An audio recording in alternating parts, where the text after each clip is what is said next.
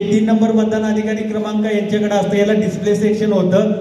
2 नंबरचा जो विषय आहे याला आपण कॅन्डिडेट सेक्शन म्हणतो. हे कॅन्डिडेट सेक्शनला तुम्ही काही करायचं नाही. आम्ही कॅन्डिडेट सेक्शन सील करून कॅन्डिडेट सेट करून तुम्हाला देणार आहे. याला सील बंद केलेलं असतं, याला तुम्ही हात लावायचं नाही. ठीक आहे.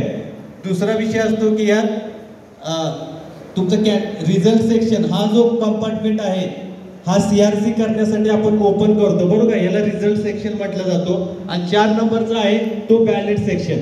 हे कंट्रोल युनिटचे 4 पार्ट आहेत. ठीक आहे. आता हा जो म्हटलाय बॅलेट युनिट कंट्रोल युनिटचा हा जो डिस्प्ले सेक्शन आहे यात 2 बटन आहेत, ऑन बटन आणि बिझी बटन. ज्यावेळी बटन चालू कराल ते हिरवा बटन लागेल आणि ज्यावेळी बॅलेट सोडाल आणि जोपर्यंत तिकडचं मतदान चालू होऊन बीप आवाज येणार नाही तोपर्यंत इकडे बिझी लॅम्प लागलेला असेल.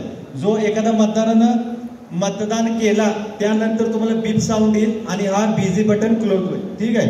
पुढे घ्या. हे तुम्हाला सांगितलं ऑन लॅम्प आणि बिझी लॅम्प. ठीक आहे. पुढे घे. आता हा मागच्या साईडचा विषय दाखवून हे एक लक्षात घ्या.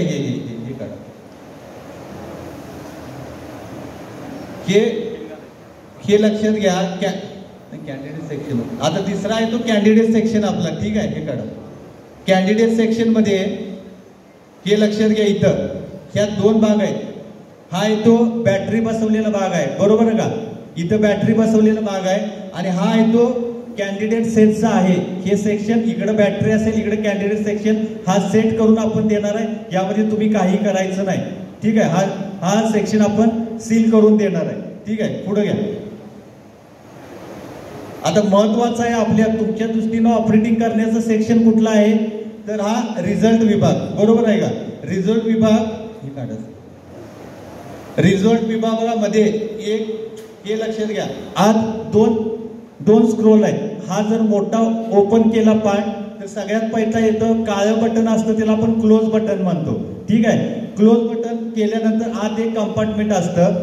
त्यात लक्षात घ्या पिवळ्या बटन मध्ये दिसतात. इथं 2 बटन दिसतात ते पिवळ्या कलर मध्ये, एक रिझल्ट सेक्शन आणि एक प्रिंट. आणि ते सगळ्यात आत पांढऱ्या कलर मध्ये आहे तो आहे क्लिअर, बरोबर. सीआरसी करताना आपण ह्या क्रमानं जायचं आहे.